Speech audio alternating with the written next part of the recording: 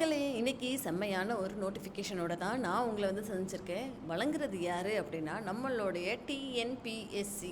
இவங்க தான் இப்போதைக்கு குரூப் 1 உடைய சர்வீஸ் பற்றின ஃபுல் டீட்டெயில் நோட்டிஃபிகேஷன் வெளியிட்டிருக்காங்க. சரிங்களா?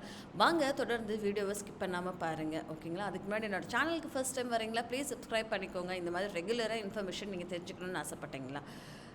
வீடியோக்குள்ளே போகலாமா? இது என்ன அப்படின்னு சொல்லி பார்த்தோன்னா, டிஎன்பிஎஸ்சியில் எவ்வளோ சேலரி கொடுப்பாங்க, எவ்வளோ நமக்கு ரெமுனரேஷன்ஸ் இருக்கும் அப்படின்றது தான் தொடர்ந்து பார்க்க போகிறோம். டேட் ஆஃப் நோட்டிஃபிகேஷன் இது 1ஆம் தேதி 4வது மாதம் வெளியிட்டிருக்காங்க. ஓகேங்களா? ஆன்லைன் மூலயமா தான் இதுக்கு நீங்கள் அப்ளை பண்ண முடியும், இந்த ஒரு டிஎன்பிஎஸ்சி குரூப் 1 எக்ஸாமுக்கு. சரிங்களா? ஸோ கடைசி நாள் ஆன்லைன் மூலயமா நீங்கள் அப்ளை பண்ணுறதுக்கு என்னைக்கு அப்படின்னு சொல்லி பார்த்தோன்னா 30/4 அப்படின்ற மாதிரி சொல்லியிருக்காங்க. திருப்பி அந்த ஒரு அப்ளிகேஷன் விண்டோ வந்து ஓப்பன் ஆகும் இல்லையா கரெக்ஷனுக்காக.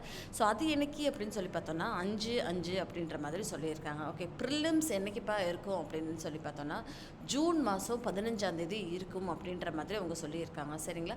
ஜூன் மாதம் 15ஆம் தேதி 9:30 மணி டு 12:30 மணி இருக்கும் அப்படின்ற மாதிரி சொல்லியிருக்காங்க. ரிசல்ட் எப்போ வரும் அப்படின்னு சொல்லி பார்த்தோன்னா அது கடைசியாக வந்து நாங்கள் சொல்லிக்கிறோம் அப்படின்ற மாதிரி சொல்லியிருக்காங்க. சரிங்களா? ஸோ இதுக்கு எப்படி அப்ளை பண்ணுறது அப்படின்னு சொல்லி பார்த்தோன்னா, லிங்க்கை வந்து www.tnpcexams.in அப்படின்னு சொல்லி இருக்கும் இல்லையா, அதுக்கு நீங்கள் போயிட்டு ஒன் டைமாக சிங்கிள் டைமாக ரிஜிஸ்டர் பண்ணியிருக்கணும் அப்படின்ற மாதிரி அவங்க சொல்லியிருக்காங்க. ஒன் டைம் ரிஜிஸ்ட்ரேஷன் இருக்கு இல்லையா, ஸோ அதை நீங்கள் ரிஜிஸ்ட்ரேஷன் பண்ணியிருந்திருக்கணும். அதுக்கப்புறம் அவங்க சொல்கிற அந்த ஆன்லைன் அப்ளிகேஷன்ஸ் வரும். அதில் அவங்க கேட்குற எல்லா டீட்டெயில்ஸுமே நீங்கள் வந்து அப்லோட் பண்ணுங்கள் அப்படின்ற மாதிரி அவங்க சொல்லியிருக்காங்க. ஸோ அந்த கரெக்ஷன் விண்டோ அப்போது நம்மளால் அப்லோட் எல்லாம் பண்ண முடியாது. ஏதோ நம்ம தப்பு பண்ணியிருக்கோம், அப்ளிகேஷன் வந்து ஃபில் பண்ணுறச்ச ஏதோ நம்ம தப்பு பண்ணியிருக்கோம் அப்படின்னா அதை மட்டும்தான் நம்மளால் வந்து ரெக்டிஃபை பண்ண முடியும். சரிங்களா? நம்ம கரெக்ஷன் விண்டோ டைமில் வந்து நம்மளால் வந்து ஃபுல் டீட்டெயில்ஸ் எல்லாம் கொடுக்கவே முடியாது. ஜஸ்ட்டு நம்ம ஏதோ தப்பு பண்ணியிருந்தால் அதை ஆல்டர் மட்டும்தான் பண்ண முடியும். பேண்ட் ஐட்டம் அப்படின்னா எக்ஸாமில் உங்கள் எல்லாத்துக்குமே தெரியும், மொபைல் ஃபோன்ஸ் எல்லாம் கூப்பிட்டு போகக்கூடாது அப்படின்ற மாதிரி. என்னென்ன போஸ்ட் அப்படின்னு சொல்லி பார்த்தோன்னா, குரூப் 1ல் என்ன போஸ்ட் அப்படின்னு சொல்லி பார்த்தோன்னா, டெப்டி கலெக்டர் அப்படின்ற ஒரு போஸ்ட் இருக்குங்க. ஸோ எத்தனை நம்பர் ஆஃப் வேகன்சிஸ் அப்படின்னா 28 நம்பர் ஆஃப் வேகன்சிஸ். ஓகேங்களா?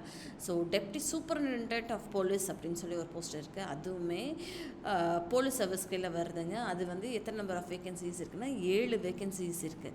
அடுத்தது அசிஸ்டன்ட் கமிஷனர் அப்படின்ற ஒரு போஸ்ட் இருக்குது. கமர்ஷியல் டாக்ஸஸ்க்குள்ளே வரும். இதுவுமே கமர்ஷியல் டாக்ஸஸ் அண்ட் சர்வீசஸ்க்குள்ளே வரும். இதில் நம்பர் ஆஃப் வேகன்சிஸ் அப்படின்னு சொல்லி பார்த்தோன்னா 19 வேகன்சி இருக்குங்க. Assistant director of rural development அப்படின்னு சொல்லி இருக்குது. அதுவுமே தமிழ்நாடு பஞ்சாயத்து டெவலப்மெண்ட் சர்வீஸ் தான். அதுவுமே 7 நம்பர் ஆஃப் வேகன்சிஸ் இருக்குது. சரிங்களா? அடுத்தது டிஸ்ட்ரிக்ட் எம்ப்ளாய்மெண்ட் ஆஃபீஸர் அப்படின்ற ஒரு ரோலுக்கு வந்து தமிழ்நாடு ஜென்ரல் சர்வீசஸ் கீழே வரும். அதுவுமே வந்து 3 வேகன்சி இருக்குது. சரிங்களா? அடுத்தது அசிஸ்டன்ட் கமிஷனர் ஆஃப் லேபர் அப்படின்ற மாதிரி ஒரு ரோல் இருக்குது. அதுவுமே வந்து 6 வேகன்சி இருக்குது. ஸோ டோட்டலாக பார்த்தோன்னா நமக்கு 70 வேகன்சி இருக்குங்க. சம்பளம் என்னென்னா லெவல் 2 பே, லெவல் 22 பே அப்படின்ற மாதிரி அவங்க சொல்லியிருந்திருக்காங்க. எலிஜிபிலிட்டி க்ரைட்டீரியா எவ்வளோ அப்படின்னு சொல்லி பார்த்தோன்னா, நம்ம வந்து அவங்களே கொடுத்துருக்காங்க. 21 வயசாவது குறைந்தபட்சம் கம்ப்ளீட் ஆகிருக்கணும் இந்த ஒரு பரீட்சைக்கு நம்ம அப்ளை பண்ணுறதுக்கு. சரிங்களா? ரிலாக்ஸேஷன் அப்படின்னு சொல்லி பார்த்தோன்னா, டெப்டி கலெக்டருக்கு மேக்ஸிமம் வந்து 34 தான் இருக்கணும். அதுக்கு மேலே வந்து நீங்கள் எக்ஸீட் ஆகக்கூடாது அப்படின்ற மாதிரி சொல்லியிருக்காங்க. SC ST MBC DC BCM பிசிஎம்க்கெல்லாம் இந்த ஒரு கேட்டகரி மாதிரி இந்த ஒரு கேட்டகரியில் நீங்கள் இருக்கணுன்ற அவசியம் கிடையாது அப்படின்ற மாதிரி சொல்லியிருக்காங்க. டெப்டி கலெக்டருக்கு 34 வயசு இருக்கணும். ஓகேங்களா?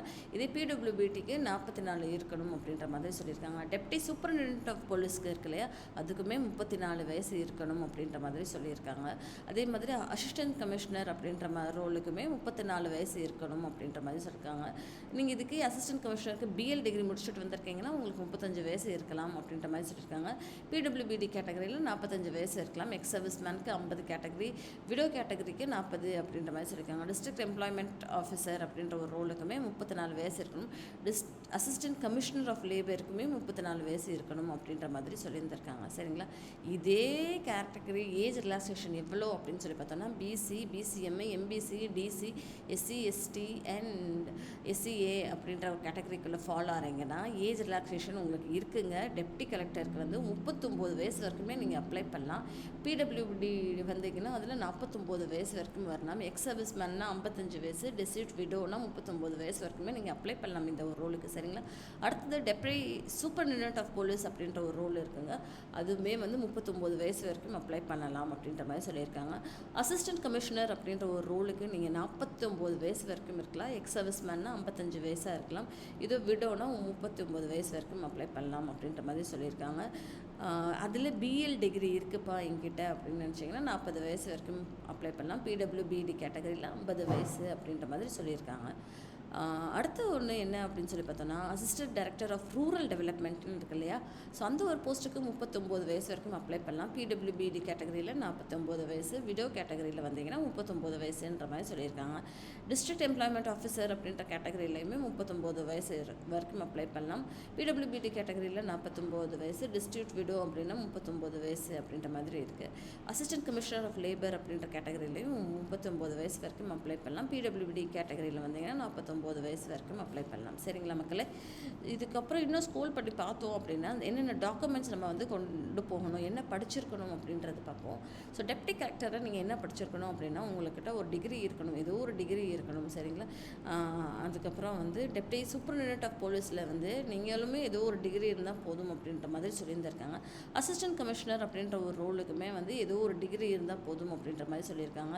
மற்ற ஒரு ப்ரிஃபரன்ஸ் வந்து பிகாம் அண்ட் பிஎல் படிச்சிருந்தா கூட ஓகே தான் அப்படின்ற மாதிரி சொல்லியிருக்காங்க. பிகாம் அண்ட் பிஎல் டிகிரி டாக்ஸேஷனில், டிப்ளமோ இன் டாக்ஸேஷனில் படிச்சிருந்தாலும் ஓகே அப்படின்ற மாதிரி சொல்லியிருக்காங்க. அசிஸ்டன்ட் டைரக்டர் ஆஃப் ரூரல் டெவலப்மெண்ட்டுக்கு என்ன படிச்சிருக்கணும் அப்படின்னு சொல்லி பார்த்தா அதுக்குமே உங்ககிட்ட ஒரு டிகிரி வேணும் அப்படின்ற மாதிரி சொல்லியிருக்காங்க. அதே மாதிரி போஸ்ட் கிராஜுவேட் டிகிரி உங்களுக்கு ரூரல் சர்வீசஸ்லேயோ இல்லை post graduate degree or diploma in எக்ஸ்டென்ஷன்லேயோ இல்லை சோஷியாலஜிலேயோ நீங்கள் படிச்சிருந்தீங்கனாலும் பெட்டர் அப்படின்ற மாதிரி சொல்லியிருக்காங்க. டிஸ்ட்ரிக்ட் எம்ப்ளாய்மெண்ட் ஆஃபீஸர் அப்படின்ற ஒரு இருக்குது. அந்த ஒரு ரோலுக்கு என்ன படிச்சிருக்கணும்னா அதுக்குமே ஒரு டிகிரி படிச்சிருந்துருக்கணும். அதே மாதிரி ஈக்குவலாக நீங்கள் வந்து கிராஜுவேட் ஆகிருக்கீங்க எக்கனாமிக்ஸ்லேயோ, எஜுகேஷன்லேயோ, சோஷியாலஜிலேயோ, ஸ்டாட்டிஸ்டிக்ஸ்லேயோ, சைக்காலஜிலேயோ, post graduate diploma in social சயின்ஸ்லேயோ படிச்சிருந்தீங்கன்னா டெஃபினட்டாக பெட்டர் அப்படின்ற மாதிரி சொல்லியிருக்காங்க. அடுத்த ரோல் என்ன அப்படின்னு சொல்லி பார்த்தோன்னா அசிஸ்டன்ட் கமிஷனர் ஆஃப் லேபர் அப்படின்ற ஒரு ரோலுங்க. இந்த ஒரு ரோலுக்கு வந்து இதுக்குமே ஒரு டிகிரி படிச்சிருந்தா போதும் அப்படின்ற மாதிரி அவங்க சொல்லியிருக்காங்க. சரிங்களா? ஸோ ஃப்ரீடம் ஃபைட்டராக இருந்தீங்கன்னா ஃபஸ்ட்டு ப்ரிஃபரன்ஸ் உங்களுக்கு கொடுக்கப்படும் அப்படின்ற மாதிரி அவங்க சொல்லியிருக்காங்க. சரிங்களா? வேறு என்னென்ன டாக்குமெண்ட்ஸ் நமக்கு தேவைப்படும் அப்படின்னு சொல்லி பார்த்தோன்னா SSLC certificate, 10th certificate, 12th certificate, degree certificate, diploma certificate, PG degree இருந்தால் ஓகே, இன்டெகிரேட்டட் டிகிரியாக இருந்தாலும் ஓகே, ப்ரொவிஷனல் இல்லை provisional degree, diploma certificate, consolidated mark sheet இதெல்லாம் இருந்தால் ஓகே அப்படின்ற மாதிரி அவங்க சொல்லியிருந்திருக்காங்க. இன்னும் நம்ம ஸ்க்ரோல் பண்ணி பார்த்தோம் அப்படின்னா மெடிக்கல்ஸ்லாம் எவ்வளோ அப்படின்ற மாதிரி கொடுத்துருக்காங்க. லைக் போலீஸ்னால் உங்களுக்கு ஹைட் அண்ட் வெயிட் தேவைப்படும் இல்லையா? மென்னுக்கு வந்து 165 சென்டிமீட்டர் இருக்கணும், விமென்க்கு வந்து 155 சென்டிமீட்டர் இருக்கணும் அப்படின்ற மாதிரி சொல்லியிருக்காங்க. கம்பல்சரியாக தமிழ் நாலேஜ் இருக்கணும் அப்படின்றது அவங்க தெளிவாக கட்டாயமாக சொல்லியிருந்திருக்காங்க. சரிங்களா? வேறு என்ன இங்கே கொடுத்துருக்காங்க அப்படின்னு சொல்லி தொடர்ந்து ஒரு 55 பக்கம் கொடுத்துருக்காங்க. ஸோ உங்களுக்கு வந்து என்ன இருக்கும் அப்படின்னு சொல்லி பார்த்தோன்னா ஜென்ரல் ஸ்டடீஸ் இருக்கும், aptitude and mental ability test இருக்கும், மேக்ஸிமம் 300 மார்க் இருக்குங்க, 3 மணி நேரம்க்கு இருக்கும் அப்படின்ற மாதிரி சொல்லியிருக்காங்க. மெயின் எக்ஸாமினேஷன் உங்களுக்கு என்ன கேட்பாங்க அப்படின்னா டெஸ்ட் தமிழ் இருக்கும், ஜென்ரல் ஸ்டடீஸ் இருக்கும், ஜென்ரல் ஸ்டடீஸ் 2 இருக்கும், ஜென்ரல் ஸ்டடீஸ் 3 இருக்கும் அப்படின்ற மாதிரி சொல்லியிருக்காங்க. ஓகேங்களா? இதுவுமே வந்து 850 மார்க்குக்கு எக்ஸாம் இருக்கும் அப்படின்ற மாதிரி அவங்க சொல்லியிருந்திருக்காங்க. அடுத்தது இன்னும் கொஞ்சம் ஸ்க்ரோல் பண்ணி பார்த்தோம் அப்படின்னு சொல்லி பார்த்தோன்னா இது எப்படி அப்ளை பண்ணுறது அப்படின்ற மாதிரி கொடுத்துருக்காங்க. ஃபுல் டீட்டெயில்ஸ் வந்து இங்கே கொடுத்துருக்காங்க. டெஃபினட்டாக இதை படித்து பாருங்கள். அப்ளை பண்ணுறதுக்கு முன்னாடி உங்களுக்கு ஹெல்ப்ஃபுல்லாக இருக்கும் அப்படின்ற மாதிரி நம்புகிறேன். எக்ஸாமினேஷன் ஃபீ அப்படின்னா ஒரு ப்ரிலிம்ஸ் எக்ஸாமுக்கு உங்களுக்கு 100 ரூபா சப்மிட் 100 ரூபா வந்து பே பண்ணுற மாதிரி இருக்கும். மெயின் எக்ஸாமுக்கு 200 ரூபா பே பண்ணுற மாதிரி இருக்குங்க. சரிங்களா? ஸோ ஃபீ அப்ளிகேஷன் டீட்டெயில்ஸு, டாக்குமெண்ட்ஸ் எப்படி அப்ளை பண்ணுறது இது எல்லாமே இங்கே கொடுத்துருக்காங்க. மறக்காமல் இதெல்லாம் ரீட் பண்ணிக்கோங்க. சேனலை சப்ஸ்கிரைப் பண்ணிக்கோங்க. தேங்க்யூ மக்களே.